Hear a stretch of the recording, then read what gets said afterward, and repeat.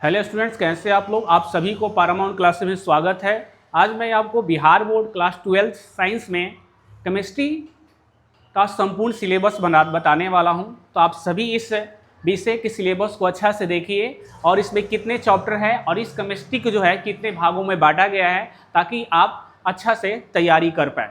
ठीक है, इसलिए किसी भी विषय की तैयारी करने से पहले हमें सिलेबस जानना बहुत ही ज़रूरी होता है। इसलिए आप इस सभी सब्जेक्ट को, यानी इस केमिस्ट्री के सभी चैप्टर को आप अच्छा से ध्यान से देखेंगे। तो चलते हैं अपने विषय की ओर। तो आज का विषय हमारा है केमिस्ट्री, और केमिस्ट्री में हम देखेंगे कि संपूर्ण सिलेबस क्या है। ठीक है, तो देखिए आज जो हमारा है सब्जेक्ट में केमिस्ट्री में आप देखिए। तो चलते हैं, केमिस्ट्री को बाबू बता दूं कि 3 भागों में बांटा गया है। एक है फिजिकल केमिस्ट्री, दूसरा है इनऑर्गेनिक केमिस्ट्री और तीसरा है ऑर्गेनिक केमिस्ट्री। तो पहला मैं आपको बताने जा रहा हूँ, ये है फिजिकल केमिस्ट्री। और फिजिकल केमिस्ट्री को बोलते हैं हिंदी में भौतिक रसायन। क्या कहते हैं? भौतिक रसायन। ठीक है, भौतिक रसायन।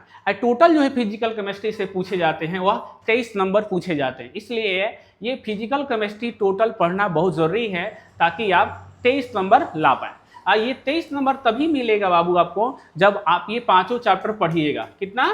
5 चैप्टर। तो 5 चैप्टरों को आप अच्छी तरह से पढ़िए, तब जाकर आपको 23 नंबर मिलेगा। तो पहला चैप्टर है उसमें ठोस अवस्था, दूसरा है विलयन, तीसरा है वैद्युत रसायन, चौथा है रासायनिक बलगतिकी और 5वां है पृष्ठ रसायन। तो ये 5 चैप्टर के बाबू अगर पढ़ लीजिएगा ना, तो आपको 23 नंबर कोई नहीं रखेगा। इसलिए ये 5 चैप्टर को आप अच्छा से पढ़िएगा। चलिए अगला देते हैं सेक्शन। अगला सेक्शन है बाबू इनऑर्गेनिक केमिस्ट्री। अगला सेक्शन कौन है? Inorganic chemistry. इसको हिंदी में कहते हैं अकार्बनिक रसायन। अकार्बनिक रसायन। तो इसको अगर आप पढ़ लेते हैं तो आपको टोटल जो है 19 नंबर मिलेंगे। अगर आपको ये भी 19 नंबर आपको हासिल करना है ना, तो बबुआ आपको टोटल जो है 6, 7, 8, 9 यानी टोटल जो है 4 चैप्टर को पढ़ना पड़ेगा। इसीलिए चारों चैप्टर को अच्छा से ध्यान दीजिए। ठीक है, तो बाबू जो छठा चैप्टर है, उस छठा चैप्टर का नाम है तत्वों के निष्कर्षण के सिद्धांत एवं प्रक्रम। ये जो है 6वां चैप्टर है। उसके बाद है 7वां जो है पी ब्लॉक के तत्व। आपको तो पता ही है कि आधुनिक आवर्त सारणी के 4 ब्लॉक में बांटा गया है। S block, P block, D block और एफ ब्लॉक। ठीक है, एस, पी, डी और एफ आधुनिक आवर्त सारणी है, जिसके निर्माता जो है मोसले हैं। ठीक है, तो मोसले जो है आधुनिक आवर्त सारणी के निर्माता हैं।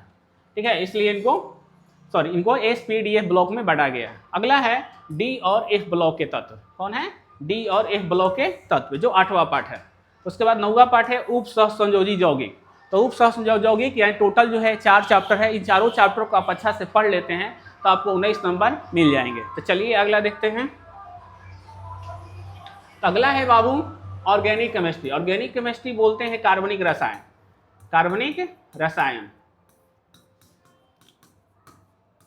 तो बाबू ये जो चैप्टर है जो सबके लिए सिर दर्द बन जाता है, लेकिन ये बहुत ही आसान है समझना। ये 9-10 क्लास में जो बच्चे अच्छे से पढ़ेंगे ऑर्गेनिक केमिस्ट्री, तो आगे चल के इंटरमीडिएट में बहुत ही आसान हो जाता है। तो डरने की कोई बात नहीं है। ठीक है, अगर इसको पढ़ लेते हैं तो सबसे ज़्यादा नंबर जो होते हैं ऑर्गेनिक केमिस्ट्री से ही मिलते हैं। Total 28 number. फिजिकल केमिस्ट्री से 23 नंबर, इनऑर्गेनिक केमिस्ट्री से 19 नंबर। लेकिन आप जब ऑर्गेनिक केमिस्ट्री पढ़ लेते हैं तो टोटल आपको 28 नंबर मिल जाते हैं, और तीनों को जोड़ेंगे तो टोटल 70 नंबर आपको मिल जाएगा। आगे बताएंगे आपको। देखिए इसमें 10वां चैप्टर है, वो है हैलो एल्केन्स और हैलो एरिड्स। ठीक है, उसका 11वां पार्ट है एल्कोहल, फिनॉल, ईथर। तो आप जानते ही हैं एल्कोहल OH होता है। फिनॉल जो होता है, बेंजीन पर जब एल्कोहल जुड़ जाता है तो उसको हम फिनॉल कहते हैं। ठीक है, ये फिनॉल है। Ether O। ठीक है, तो सब ये जो है 11वां पार्ट है। उसके बाद है 12वां पार्ट। तो 12वां पार्ट जो है बाबू वो है एल्डिहाइड। एल्डिहाइड का क्रियाशील समूह होता है CHO, कीटोन CO, ये कीटोन है। उसके बाद कार्बोक्सिलिक अम्ल COOH। ठीक है, ये तीनों। तो इसमें एल्डिहाइड पढ़ना है, कीटोन पढ़ना है और कार्बोक्सिलिक अम्ल पढ़ना है। ये अगर पढ़ लेते हैं तो आपको 12 पार्ट कंप्लीट हो जाएगा। आगे देखिए, उसके बाद जो है 13वां पार्ट। 13वां पार्ट है एमीन। एमीन का सूत्र जो होता है NH2। ठीक है, एमीन। अगला है 5वां बायोमोलिकुलर, जैव अणु। ये बायोकेमिस्ट्री है, बायोलॉजी से संबंधित है यह, ठीक है।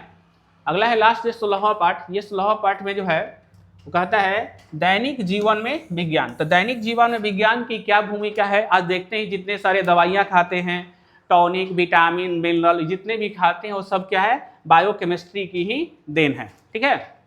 तो टोटल जो है इसमें है 16 चैप्टर है। तो 16 चैप्टर आपको पढ़ना पड़ेगा, तभी जाकर आप फुल नंबर ला पाएंगे, ठीक है। आगे देखिए, तो चलते हैं आज पूरा का ओवरव्यू देख लेते हैं अच्छे से।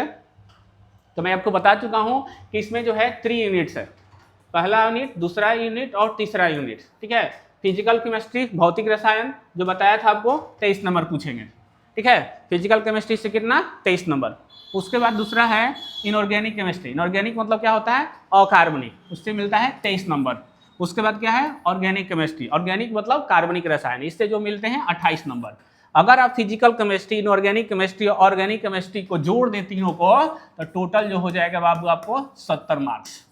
और आप जानते ही हैं कि बिहार बोर्ड जो होता है टोटल जो है 70 नंबर का पूछता है, और बाकी 30 नंबर जो पूछता है बाबू, 30 मार्क्स, ये पूछता है प्रैक्टिकल। क्या पूछता है, प्रैक्टिकल। तो स्कूल में प्रैक्टिकल में आपको 24, 25, 26, 28 जैसा जिसका संपर्क रहता है स्कूल से मिल जाता है, ठीक है। तो इसलिए टोटल जो है अगर अच्छा नंबर लाना है तो तीनों जो है आपको यूनिट्स उसको पढ़ना पड़ेगा, फिजिकल केमिस्ट्री हो, ऑर्गेनिक केमिस्ट्री हो या इनऑर्गेनिक केमिस्ट्री। लेकिन सबसे ज़्यादा जो मिलता है वह ऑर्गेनिक केमिस्ट्री से, जो 28 नंबर मिलता है। बाकी ये सबके लिए सिर दर्द होता है, लेकिन ऐसा है नहीं, बहुत ही आसान ये पार्ट है जिसको पढ़ लेने पर, ठीक है। तो आज का आपका सिलेबस यही है, इस पर अच्छा से आप ध्यान दीजिएगा, ओके। चलते हैं।